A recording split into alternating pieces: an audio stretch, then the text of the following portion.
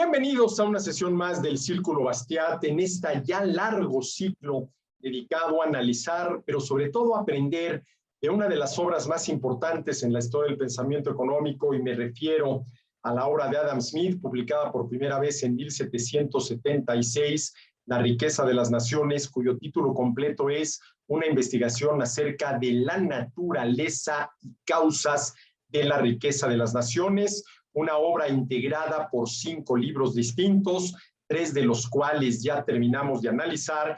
Estamos ahorita precisamente en el libro cuarto de los 5 libros que integran La riqueza de las naciones, libro cuarto que lleva por título de los sistemas de economía política, en el cual, y me refiero al libro cuarto, Smith nos presenta su opinión acerca de los 2 sistemas de economía política que considera. El primero, al cual él llama comercial, y el segundo, al cual él llama agrícola. El sistema comercial también de vez en cuando Smith lo llama el sistema mercantil, y es lo que hoy en día se conoce como mercantilismo, y cuando habla del sistema agrícola se está refiriendo a la fisiocracia francesa encabezada por François Quesnay, considerada la primera escuela del pensamiento económico, la fisiocracia francesa, cuyos integrantes, sobre todo, digámoslo así, los de la primera generación, fueron contemporáneos de Adam Smith.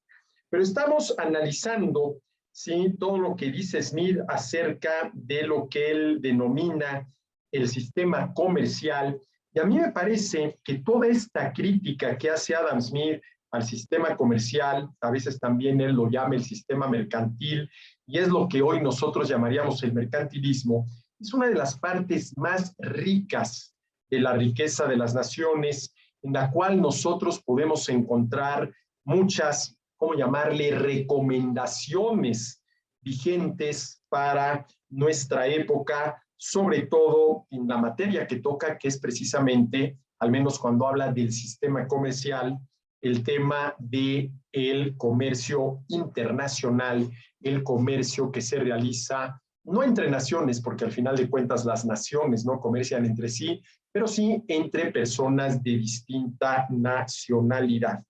Y para entender por qué Smith dice lo que dice y por qué hoy vamos a comentar lo que vamos a comentar, vale la pena recordar que para los mercantilistas la riqueza consiste en el dinero. En una época, siglo XVIII, en la cual el dinero era oro y plata. Y entre más oro y plata hubiera en un país, más rico era ese país, de tal manera que el objetivo, por ejemplo, de las políticas comerciales debía ser lograr la mayor entrada posible de oro y plata y minimizar al máximo la salida de oro y plata.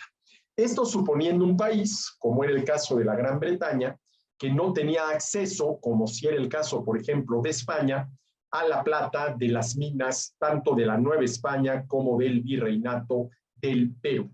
Entonces, ¿qué es lo que proponían los mercantilistas para lograr la mayor entrada posible de oro y plata y la menor, nada más la indispensable salida de esos metales preciosos del país? Lo que proponían era limitar lo más posible las importaciones e incentivar lo más posible las exportaciones. ¿Por qué? Porque cuando importamos, lo que entra al país es algún bien, pero lo que sale del país es el oro y la plata con la cual se pagan esas importaciones. Y si nosotros creemos falsamente que la riqueza consiste en el oro y plata, pues cada vez que sale oro y plata del país, ese país se empobrece. ¿Y qué sucede con las exportaciones? Exactamente lo contrario. Cuando exportamos, del país sale algún bien que va a dar a algún otro país. Y lo que entra al país es oro y plata, con lo cual nosotros nos estamos enriqueciendo. Ahora, si algo deja muy claro Smith, es que la riqueza no consiste en el dinero. La riqueza no consiste en el oro y la plata. La riqueza consiste en los bienes y servicios con los cuales nosotros satisfacemos nuestras necesidades. Y desde este punto de vista, que es el correcto, pues evidentemente que podríamos decir la receta de política económica tendría que ser exactamente la contraria que propusieron los mercantilistas. Porque los mercantilistas, con tal de que en el país se acumulara oro y plata, proponían limitar lo más posible las importaciones o importar únicamente aquello que necesitamos y que no se puede producir en el país e incentivar lo más posible las exportaciones. Porque si limitamos lo más posible las importaciones, la salida de oro y plata para pagar esas importaciones va a ser la mínima posible. Y si incentivamos lo más posible las exportaciones, pues la entrada de oro y plata con la cual los extranjeros nos pagan lo que les estamos vendiendo, lo que les estamos exportando, va a ser la mayor posible. Y así, si la salida de oro y plata es la menor posible y la entrada de oro y plata es la mayor posible, desde el punto de vista de lo que se conoce como la ilusión crisohedónica, creer que la riqueza consiste en el dinero que se acumula, el país se vuelve más rico. Pero desde la perspectiva correcta, ¿sí? La conclusión es exactamente la contraria. A ver, nosotros no vamos a satisfacer nuestras necesidades con el oro y la plata que tengamos allá acumulado, ¿sí? Porque ¿qué necesidad satisface de manera directa el oro y la plata o en general el dinero? Solamente una, la necesidad que tenemos de superar las limitaciones del trueque. Pero fuera de ello, el dinero, ya sea el dinero fiduciario que tenemos hoy en día nosotros, o en aquel entonces el oro y la plata, ¿sí? Para fines dinerarios, no satisfacen directamente ninguna necesidad. Con lo que satisfacemos nuestras necesidades son con los bienes y servicios. Y si parte de esos bienes son importados, bienvenidos sean, porque esos bienes importados sí incrementan la riqueza del país, aunque por esos bienes importados tengamos que pagar oro y plata. ¿Sí? Y con las exportaciones sucede lo contrario, porque con lo que exportamos satisfacen sus necesidades los extranjeros que nos compran esos productos. Y nosotros nos quedamos con el oro y la plata que nos pagaron, que necesitamos utilizar para comprar los bienes y servicios para satisfacer nuestras necesidades. Pero entonces, Smith lo que hace es analizar las medidas que se toman para limitar lo más posible las importaciones, así como las medidas que se toman para incentivar lo más posible las exportaciones y luego analizar cuáles son sus consecuencias y por qué en todos los casos en los cuales se limitan exportaciones y se incentivan exportaciones, los resultados dejan mucho que desear comparados con los resultados que se hubieran obtenido si el gobierno no interviene para limitar importaciones y incentivar exportaciones. Y lo primero que dice Smith es que se puede limitar importaciones con la intención de sustituirlas. A ver, vamos a dejar de importar lo que se puede producir en el país. Pero ahí la pregunta es la siguiente. Si esto que estamos importando se puede producir en el país, ¿por qué no se produce en el país? Y una posible respuesta es porque el producto importado se puede ofrecer a menor precio y o con mayor calidad y o con mejor servicio que si lo produjéramos en el país. Y eso es lo que le conviene a los consumidores, ¿sí? Que se ofrezca al menor precio posible y o con la mayor calidad posible y o con el mejor servicio posible. ¿Sí? Sí, pero olvídate, aquí no queremos nosotros beneficiar a los consumidores. Lo que queremos es evitar la salida de oro y plata con la cual el oro y la plata se pagan las importaciones. Entonces, por eso, si eso que importamos se puede producir en el país aunque producido en el país se tenga que ofrecer a un mayor precio y o a una menor calidad y o un peor servicio que el producto importado, lo vamos a hacer. Porque no se trata de beneficiar a nuestros consumidores, sino de lograr que salga la menor cantidad de oro y plata del país. Otra posibilidad, ¿sí? Vamos a limitar las importaciones de los países con los cuales tengamos un déficit comercial. Es decir, de los países de los cuales importamos más de lo que exportamos, porque precisamente ese déficit comercial, importar más de lo que se exporta, nos está empobreciendo. Porque ¿qué quiere decir en términos del dinero que va y viene? Que importamos más de lo que estamos exportando, que sale más dinero con el que pagamos las importaciones del que entra por pagarnos lo que exportamos. Y si sale más dinero del que entra y la riqueza del país consiste en el dinero, nos estamos empobreciendo. Entonces vamos a tratar no solamente de eliminar ese déficit en la balanza comercial, sino de convertirlo en superávit. Porque entonces sí, si tenemos superávit, son más el oro y la plata que entran por las exportaciones que estamos vendiendo en el extranjero, que el oro y la plata que sale por las importaciones que estamos comprando del extranjero, porque lo que estamos importando es menos de lo que estamos exportando. Y son los dos casos que analiza Smith. A ver, ¿qué sucede cuando se pretende llevar a cabo un proceso de sustitución de importaciones? ¿Y qué sucede cuando se trata de corregir el déficit en la balanza comercial para ver si logramos convertirlo en superávit?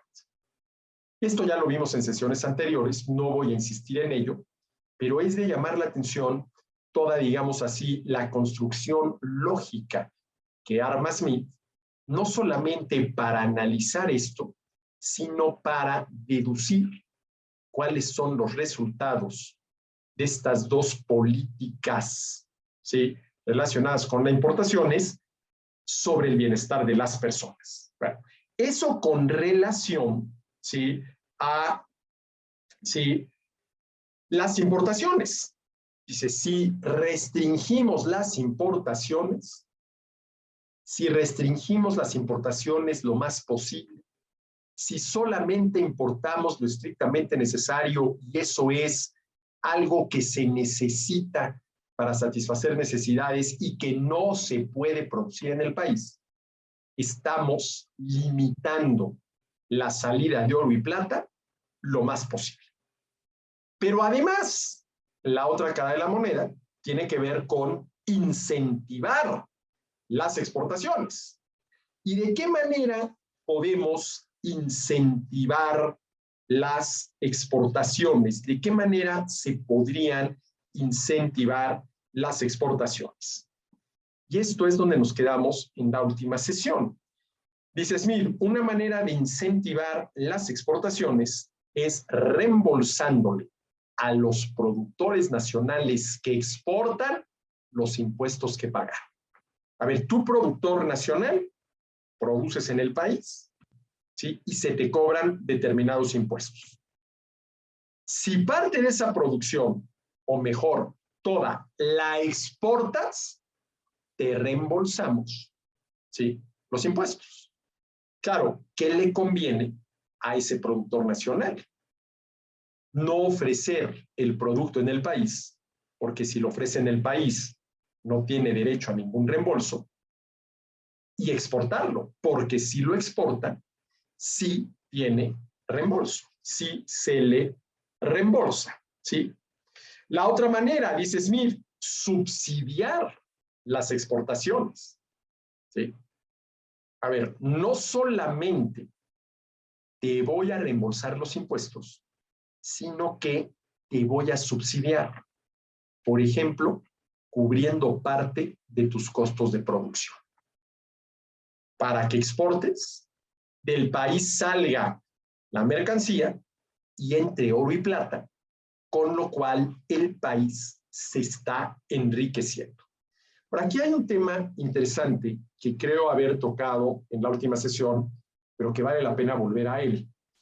A ver, ¿qué quiere decir que un país se enriquece? Porque, a ver, se enriquecen las personas que viven en ese país. Por ejemplo, ¿quién es el que recibe ese oro y plata producto de las exportaciones? Pues el exportador, que antes de ser exportador tuvo que haber sido productor nacional. Es quien recibe ese oro y esa plata. ¿Sí? Y si él lo que quiere es acumular una mayor cantidad de oro y plata, porque ese oro y plata le va a dar acceso a una mayor y o mejor y o más variada, ¿sí?, cantidad de bienes y servicios para satisfacer de mejor manera sus necesidades, pues hombre, va a hacer lo que sea necesario, lo que considere adecuado para exportar lo más posible y obtener ese oro y esa plata. Pero ojo, si el dinero es el oro y la plata, lo mismo sucede si su producción la coloca en el país, porque también se la van a pagar en oro y plata. Porque esto es importante.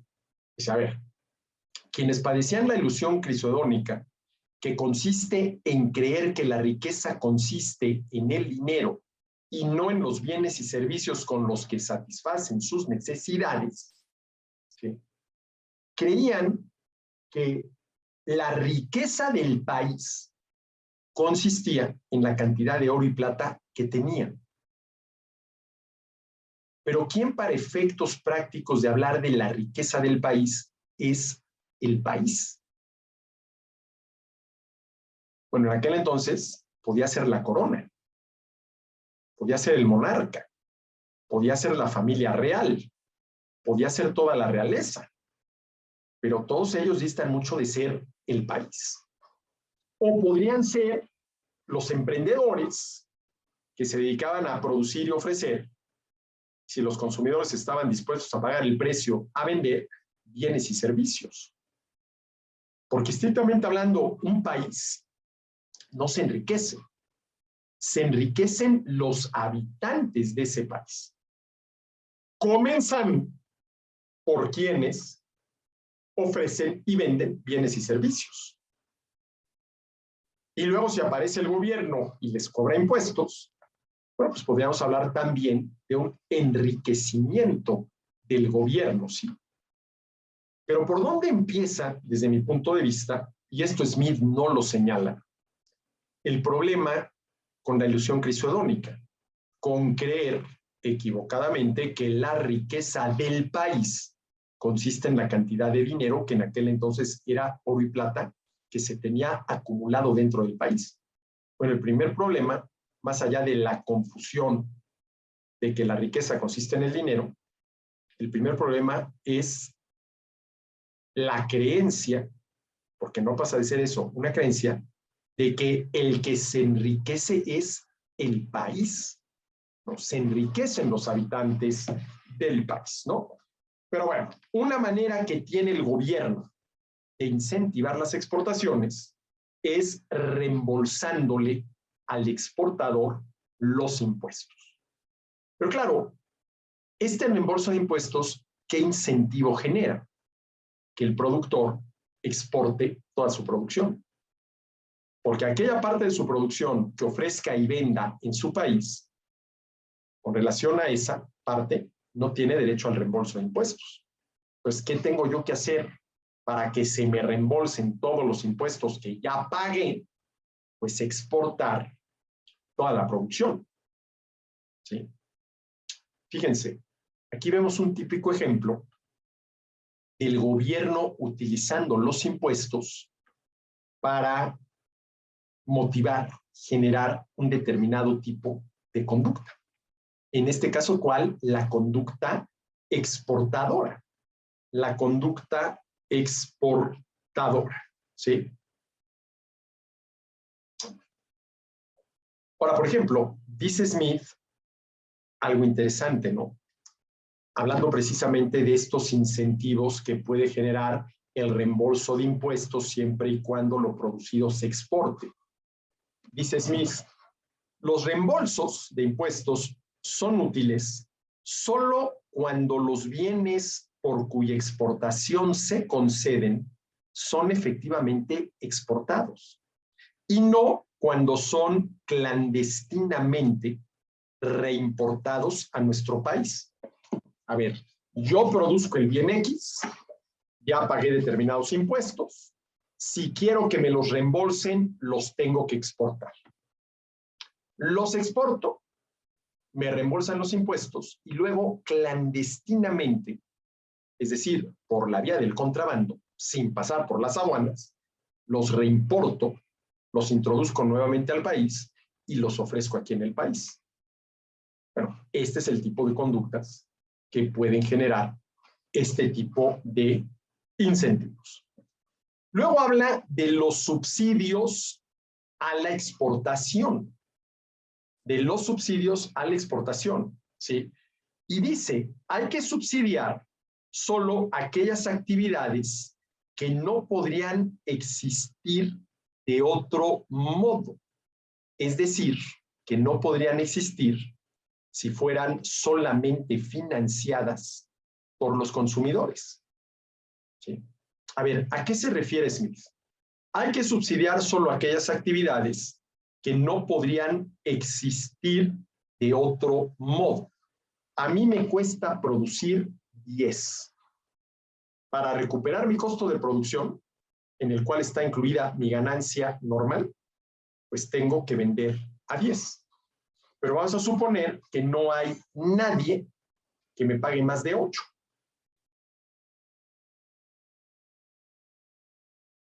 Si el gobierno quiere que yo siga produciendo y ofreciendo, tiene que poner la diferencia.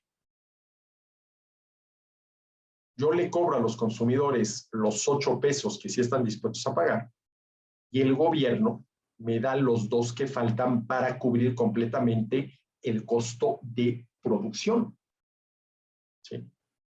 Y lo mismo da que sean consumidores nacionales o que sean consumidores extranjeros. Si el consumidor extranjero, por lo que yo le estoy ofreciendo, no paga más de 8 pesos, pero a mí me costó producirlo 10, ¿sí? Y el gobierno quiere que el producto se exporte, porque a cambio de esa exportación al país entra oro y plata, y según la ilusión crisoedónica, entonces nos estamos volviendo más ricos, pues tiene que cubrir la diferencia. Tiene que cubrir la diferencia, ¿sí? Ahora, fíjense lo que dice Smith. Dice, hay que subsidiar solo aquellas actividades que no podrían existir de otro modo. ¿Cómo interpreto yo esto de que no podrían existir de otro modo? No existirían si los consumidores tuvieran que pagar el precio. Porque si a mí me costó producirlo 10 y los consumidores no pagan más de 8, pues yo no puedo seguir operando porque voy a incurrir en pérdidas. Entonces, dejo de producir. Ahora, a ver, ¿tendría algo de malo que se dejara de producir y por lo tanto de ofrecer un bien por el cual los consumidores no están dispuestos a pagar un precio que cubra todo el costo de producción? Si a mí me preguntan, yo diría, no tiene nada de malo. No tiene nada de malo que se deje de producir y ofrecer un bien por el cual los consumidores no están dispuestos a pagar un precio que alcance a cubrir íntegramente el costo de producción. ¿Qué es lo que tiene que hacer el productor y oferente? Volverse más productivo. Es decir, reducir su costo de producción, por ejemplo, de 10 a 8, para entonces sí vender a 8, cubrir todo su costo de producción y poder continuar produciendo y ofreciendo ese bien. ¿Sí? Pero fíjense cómo lo plantea Smith. Dice, se reconoce que hay que subsidiar solo aquellas actividades que no podrían existir de otro modo. ¿Quién lo reconoce? Los mercantilistas. Y lo reconocen tanto si lo producido se va a ofrecer en el país o se va a exportar, no. Porque los mercantilistas, ¿sí?, me parece a mí, no estaban a favor de subsidiar la producción que se va a ofrecer en el país. Sí estaban a favor de subsidiar la producción que se va a ofrecer fuera del país, porque el objetivo era la entrada de oro y plata. Y si yo ya no le puedo, Gran Bretaña, con mis piratas, robarle la plata a los españoles cuando la traen desde la Nueva España o el Perú a la metrópoli, a España, ¿sí?, pues otra manera que tengo, dado que no tengo yo minas de plata, me refiero a Gran Bretaña, de obtener la plata es a través del comercio exterior. Entonces, esto hay que tenerlo muy claro para entender por qué estas propuestas. A ver, no se trata de beneficiar al consumidor extranjero que solamente está dispuesto a pagar 8 pesos, que no alcanzan a cubrir todo el costo de producción, que es de 10. Ese no es mi fin. Ese es el medio para que ese consumidor extranjero compre el producto salga del país a manera de exportación y al país entre oro y plata. Y al país entre oro y plata. ¿Y por qué tienes que subsidiar, al final de cuentas, al consumidor extranjero? Porque para que entre oro y plata, tienes que exportar. Y antes de exportar, tienes que producir. Pero si producir me cuesta 10 y el consumidor extranjero no me paga más de 8, ¿sí?, si tú quieres que yo siga produciendo y exportando para que entre el oro y la plata al país y el país se vuelva más rico, tienes que subsidiarme con esos 2 pesos. Tienes que subsidiarme con esos 2 pesos. Solo necesitan subsidios aquellos negocios en donde el empresario debe vender sus bienes a un precio que no le repone el capital junto con los beneficios ordinarios, es decir, que no alcanza para recuperar su costo de producción, o donde se ve obligado a venderlos por menos de lo que en realidad cuesta llevarlos al mercado. Se ve obligado a venderlo a un precio menor al costo de producción. Pero ojo, a esa obligación se verá sujeto una sola vez. A ver, yo soy empresario, produzco por primera vez algo que me cuesta 10 pesos. Lo ofrezco a los consumidores con un precio de 10 y no vendo nada. Empiezo a bajar el precio y cuando llego a 8, empiezan a aparecer los compradores. ¿Eso qué me está indicando? Que el máximo precio que están dispuestos a pagar por lo que les estoy ofreciendo es 8 pesos. Pero esos 8 pesos no me alcanzan para cubrir el costo de producción. Pero como ya lo produje, pues entonces a lo mejor mi opción ya no es maximizar utilidades, sino minimizar pérdidas. Y a lo mejor acabo vendiendo toda la producción a 8 pesos, incurriendo en una pérdida de 2 pesos por unidad. Pero si yo no logro reducir mis costos de producción a 8 y no logro, habría que ver cómo se podría hacer esto, convencer al consumidor de que me pague los 10 pesos, pues tengo que dejar de producir y me tendré que dedicar a producir algún otro bien o servicio. Algún otro bien o servicio. ¿Sí?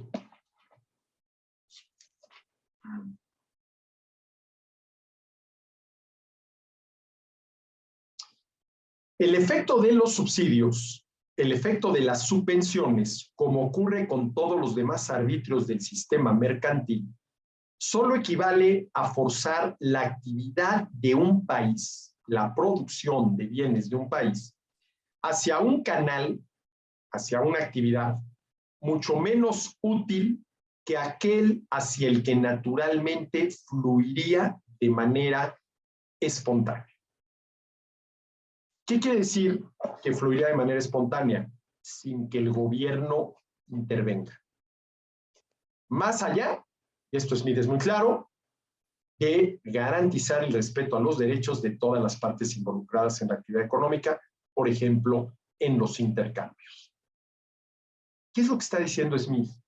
Que los subsidios desvían la producción de bienes y servicios de la ruta que naturalmente tomaría la producción si el gobierno no interviniera, hacia una ruta que no necesariamente es la mejor. ¿Y por qué no es la mejor? Por el hecho de que para que se siga produciendo esto, lo tienes que subsidiar. Estás, a través del subsidio, manteniendo la producción y oferta de un bien que los consumidores voluntariamente, pagando un precio que alcance a cubrir el costo de producción, no están dispuestos a financiar.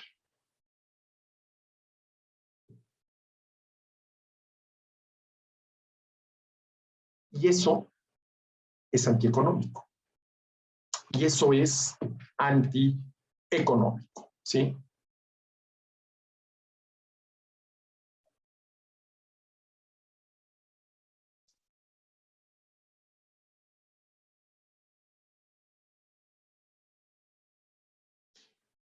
Dice, la objeción general que puede plantearse ante todos los diversos métodos del sistema mercantil, todos los métodos para reducir lo más posible las importaciones y aumentar lo más posible las exportaciones con intervención del gobierno, ¿sí?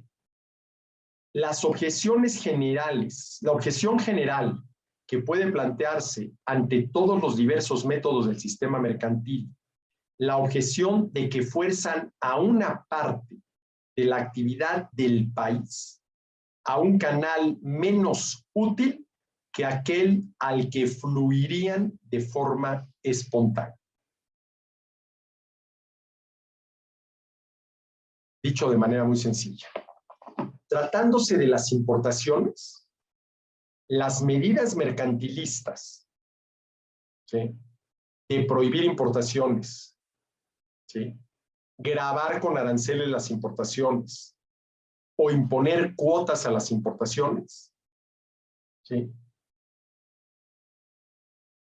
todo lo cual es antinatural, entendiendo por ello en contra de lo que los consumidores decidirían si el gobierno no se metiera, ¿sí?, da peores resultados o da resultados malos en contra de los buenos resultados que daría el orden natural.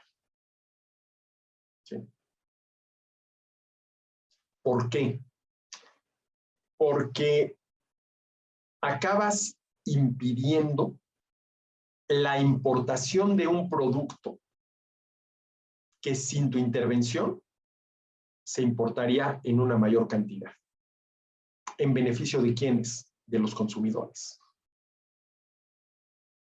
Entonces, estás afectando el bienestar de los consumidores de tu país a partir de la creencia falsa de que la riqueza consiste en la cantidad de dinero, oro y plata que se acumula en un país. ¿Y qué sucede por el lado de las exportaciones? Que si tú incentivas las exportaciones reembolsando impuestos o subsidiándolas, ¿sí?, se puede exportar más de lo que naturalmente, si el gobierno no interviniera, estarían dispuestos a comprarte los consumidores extranjeros. Y eso puede perjudicar a los consumidores nacionales. Porque parte de esas exportaciones incentivadas de mala manera, si esos incentivos no se aplicaran, eso se podría ofrecer en el país en beneficio de los consumidores de tu país. ¿Sí? Dicho de la manera más sencilla posible, siempre que el gobierno interviene para modificar los resultados naturales del mercado, y esto también se aplica en el caso del comercio entre personas de distinta nacionalidad, el llamado comercio internacional, lo que hace el gobierno es distorsionar los mercados y reducir el bienestar de los ciudadanos. Reducir el bienestar de los ciudadanos. Ahora, claro, un mercantilista, ¿qué te diría? Es que no has acabado de entender. ¿Cómo que reducir el bienestar de los ciudadanos? Si todo esto de limitar importaciones, incentivar exportaciones, tiene como fin que al país entre la mayor cantidad de oro y plata y que del país salga la menor cantidad de oro y plata. Y esa es la combinación correcta para lograr que el país tenga la mayor cantidad de oro y plata posible, lo cual nos hace más ricos. Sí, siempre y cuando la riqueza consistiera en el oro y la plata. O dicho de manera más general, siempre y cuando la riqueza consistiera en el dinero. Pero ¿cuál es la primera pregunta que responde Smith en el libro? ¿En qué consiste la riqueza? Y esto está en el título de la obra. Una investigación acerca de la naturaleza y causas de la riqueza de las naciones. Una investigación acerca de la naturaleza de la riqueza. ¿En qué consiste la riqueza? Y la respuesta que da Smith es en los bienes y servicios con los cuales satisfacemos nuestras necesidades. Ahora, una es la pregunta ¿en qué consiste la riqueza? Y otra, ¿en qué consiste ser rico? ¿En qué consiste la riqueza? En los bienes y servicios con los que satisfacemos nuestras necesidades. ¿En qué consiste ser rico? En tener una enorme cantidad de esos bienes y servicios para satisfacer necesidades. Pero ojo, son dos preguntas distintas. Una es la pregunta, ¿en qué consiste la riqueza? Y otra, ¿en qué consiste ser rico? ¿En qué consiste ser rico? ¿Sí? Bueno.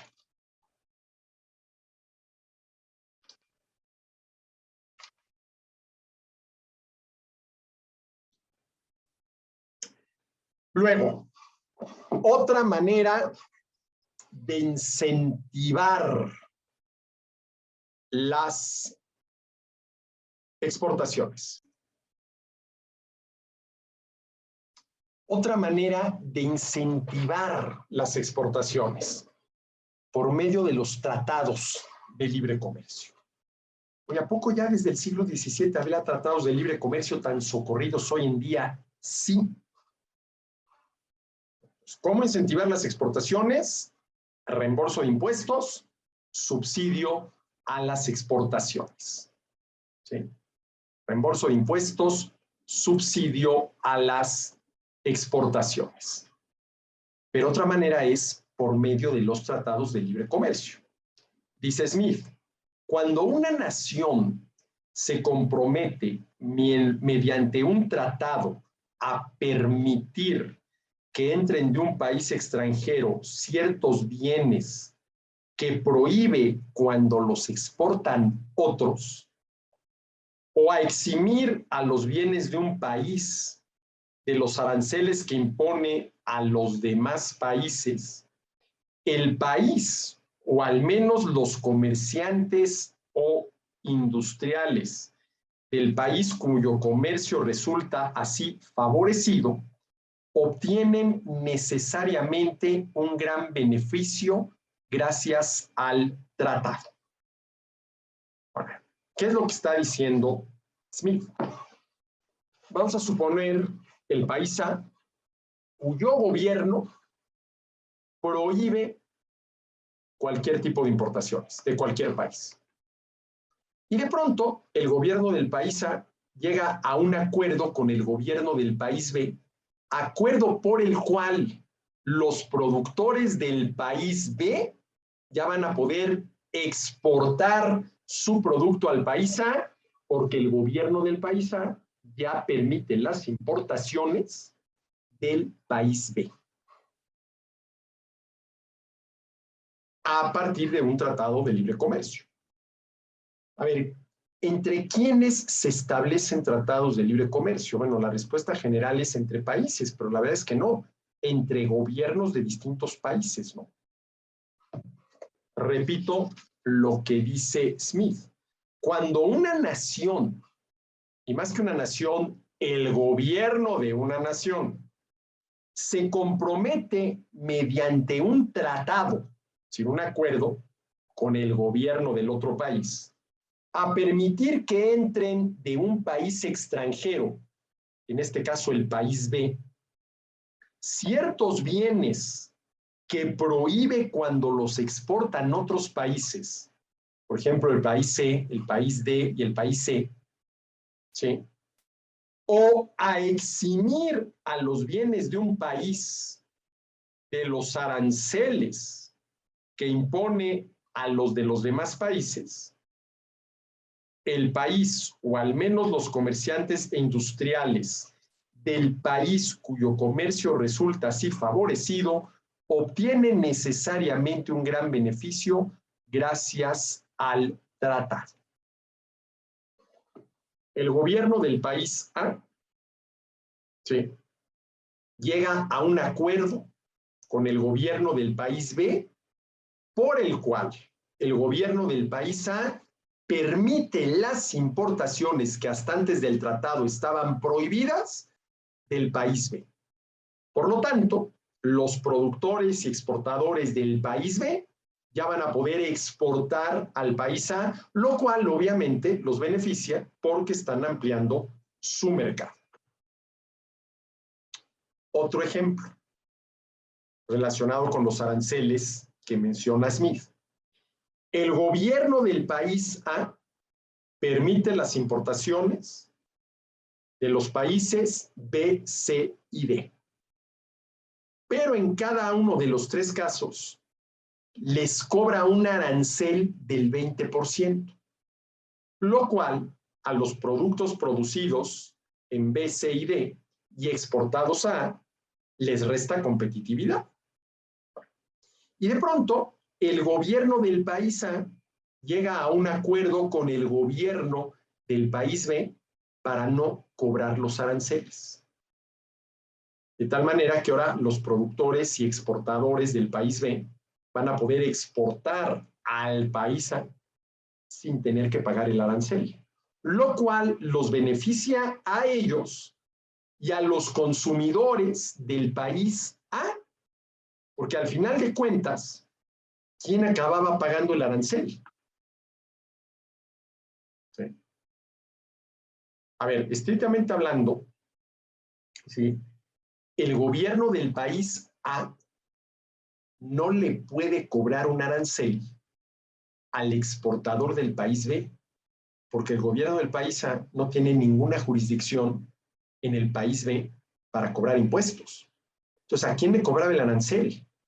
Al importador del país A. ¿Quién tenía que pagar ese arancel? El importador del país A. Pero ya sea que lo tenga que pagar el exportador del país B o el importador del país A, el efecto del arancel es que le resta competitividad a ese producto producido en B y exportado a. Entonces, a ver, el importador del país A tiene que pagar un arancel del 20%. ¿Qué va a hacer el importador del país A? Aumentar el precio de ese producto para ver si son los consumidores quienes acaban pagándolo. Y si son los consumidores quienes están dispuestos a pagar ese mayor precio, consecuencia del arancel, pues son los consumidores quienes acaban pagando el arancel. ¿Sí? Pero entonces, el gobierno del país A, que cobraba este arancel del 20% a la importación de los productos del país B, del país C y del país D, ya no lo cobra a los productos del país B. Claro, esto beneficia a los productores y exportadores del país B, al importador del país A y a los consumidores del país A, pero le sigue cobrando el arancel, ¿sí?, a las importaciones de productos del país C y del país D. Bueno, eso es lo que está diciendo Smith cuando empieza a analizar el tema de los tratados de libre comercio. Dice, cuando una nación, y de hecho el gobierno de una nación, se compromete mediante un tratado a permitir que entren de un país extranjero ciertos bienes que prohíbe cuando los exportan otros países, o a eximir a los bienes de un país de los aranceles que impone a los de los demás países, el país, o al menos los comerciantes e industriales del país cuyo comercio resulta así favorecido, obtienen necesariamente un gran beneficio gracias al tratado. Pero ojo, no solo los industriales y comerciantes exportadores del país B, también se benefician los consumidores de esos productos producidos y exportados desde el país B, los consumidores del país A. Y aquí hay una cuestión interesante que hay que tener en cuenta cuando se toca el tema de los tratados de libre comercio. A ver, por lo general se cree que cuando se trata de libre comercio y se está negociando un tratado de libre comercio, negociaciones encabezadas por los gobiernos, ¿sí?, de los países. Porque, a ver, ¿qué es un tratado de libre comercio? Un tratado de libre comercio son los compromisos que adquieren los gobiernos de los países firmantes para reducir o eliminar las barreras que arbitrariamente impusieron a las relaciones comerciales entre sus ciudadanos. Ese es el objetivo general de un tratado de libre comercio, que los gobiernos de los países que están negociando el tratado de libre comercio se comprometan a eliminar, en el mejor de los casos, o reducir, en el menos bueno, todas las barreras que de manera totalmente arbitraria impusieron a las relaciones comerciales entre los ciudadanos de sus países. ¿Sí?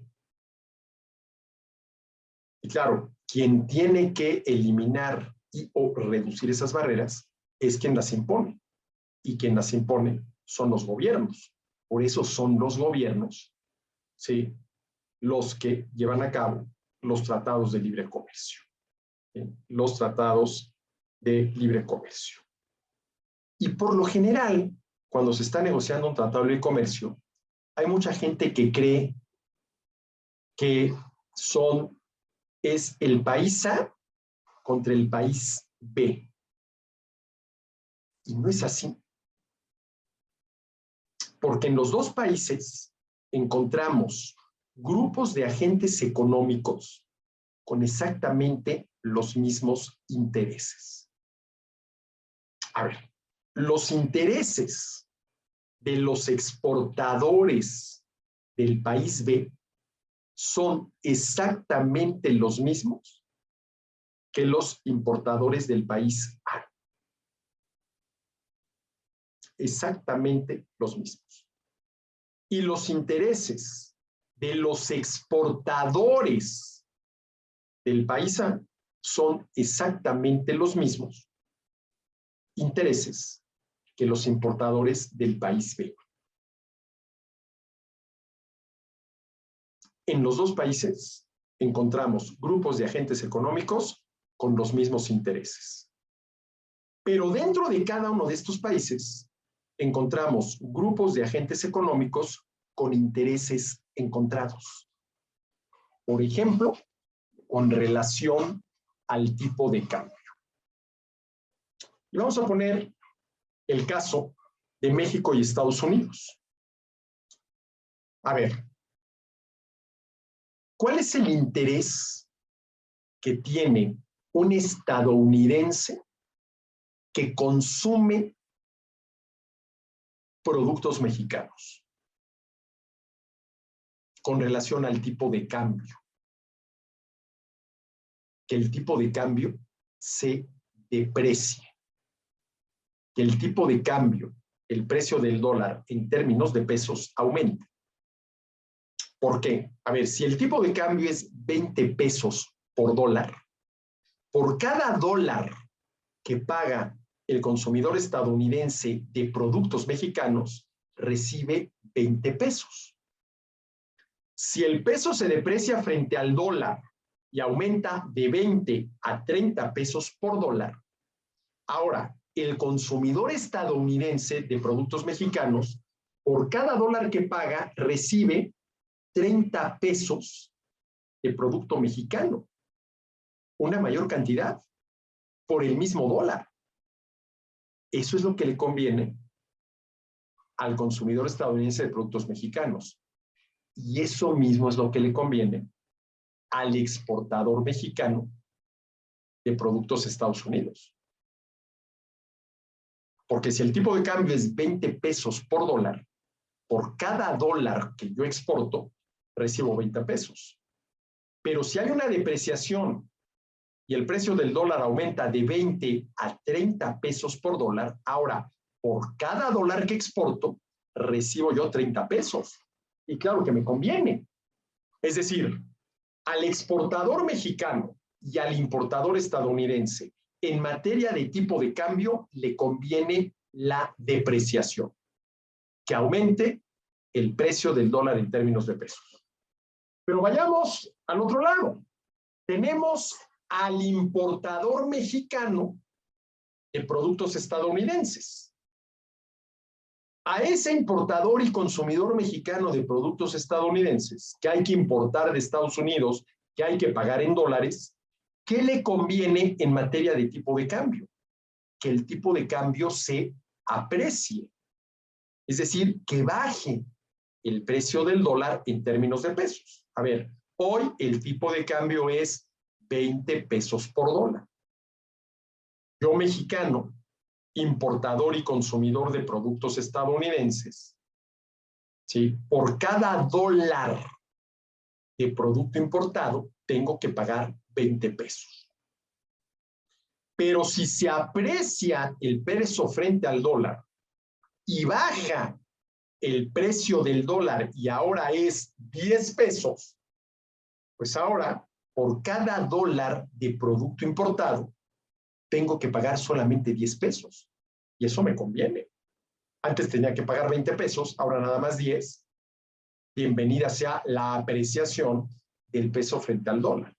Y eso que a mí, importador mexicano de productos estadounidenses, me conviene con relación al tipo de cambio, es lo que le conviene al exportador estadounidense de productos hacia México. ¿Sí? Es exactamente lo que le conviene. Entonces, tenemos por un lado un grupo de agentes económicos, ¿sí? Los exportadores mexicanos e importadores estadounidenses, a quienes lo que les conviene, por lo tanto es de su interés con relación al tipo de cambio, es la depreciación del peso frente al dólar.